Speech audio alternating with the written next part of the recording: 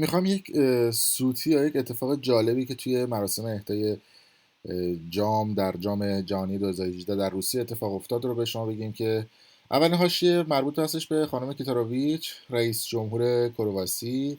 این خانم که آقای عادل فردوسی بود تو برنامه خودش تشکر کرد که تلویزیون این تصویر رو شبکه 3 پخش کرده که ایشون داره بازیکن‌های فرانسه رو بغل میکنه و بالاخره صدا و سیما یک سنت که شکنی کرد و سال 2018 این سال فوق‌العاده شد چون او تونست قهرمان لیگ قهرمانان اروپا هم بشه و چندی بعد عنوان قهرمان جهان رو هم جشن بگیره تا سالی.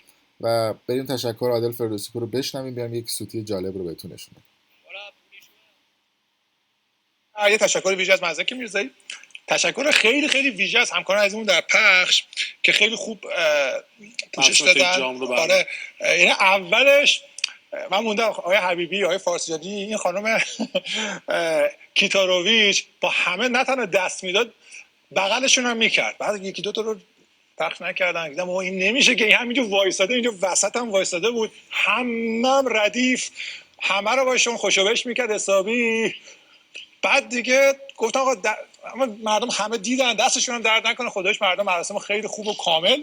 همه تلاشمون این بود که واقعا میتونیم بهترین پیشش رو برای اهدای جوایز و جام داشته باشیم. هیچ هم نمیشه واقعا. عادل فردوسی بود با زرنگی خاصی می‌خواد این قضیه رو جا بذاره که جا بندازه که دیگه سانسور نکنن. کار خیلی خوبی هم میکنه و ما رو خلاص میکنه از این اینسرت‌های الکی روی گل و گیا، مخصوصا توی بازی‌های والیبال، مسابقات والیبال خیلی رو هست. واقعا دمش گرم که داره یکم این مسئولین و دیدشون رو باز میکنه.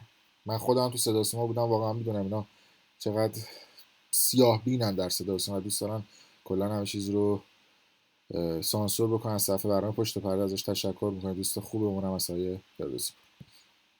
میشن پای تلویزیون مملکتشون تماشا میکنند و لذتش میبرن. به حال کسی دقت داره، ماکرون داره رد میشه از کنار خانم کیتاروویچ هم رد میشن، اینا خیلی عادی و طبیعی، هیچ اتفاقی رخ نمیده. اینسرت یه جام و یه پرنده و اینا هم قشنگ دیدن دیگه. یه دو سه دقیقه اول یه ذره دیدم دستشون در نکنه. قطع کنم حرفای شما رو ادامه بدیم بعدش مراسم میسابقه خیلی خب. بعد خب برسیم به این ویدیوی دوم. یه خانم این پشت هست، به این خانم دقت بکنید و حالا بریم جلوتر. جالبه، فوق‌العاده به یاد موندنی رو پشت سر گذاشته باشه. خرمات هم که عنوان نایب قهرمانی، خانم مدال‌ها رو از اون پشت میگیره که یکی یکی به بازیکن‌ها بده به مقام‌های مختلف که بندازن گردن بازیکن‌ها. آوردن میرن اونجا عکسی به یادگار بگیرن.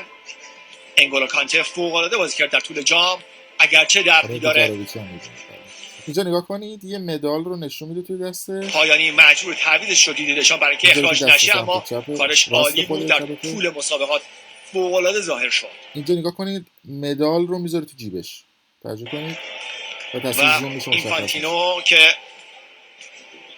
با دیدشان صحبت میکنه، گلاریس هم که با عنوان کاپیتان با عنوان آخرین نفر میاد.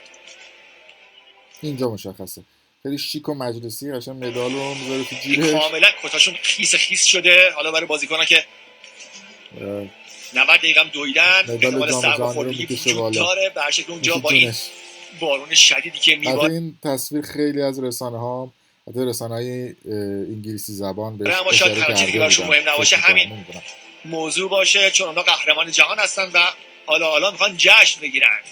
مسلما در کشور فرانسه و شهرهای مختلف این کشور به جز پاریس هم حتما جشن و پایکوبی برقرار هست. بله خب حالا باید ببینیم که مقامات فیفا راجع به اتفاقات این خانم چه واکنشی رو نشون میدن. مرسی از شما. حتما کانال برام پشت پرده رو سابسکرایب کنید، ویدیو رو لایک بکنید و به اشتراک بذارید. سپاسگزارم.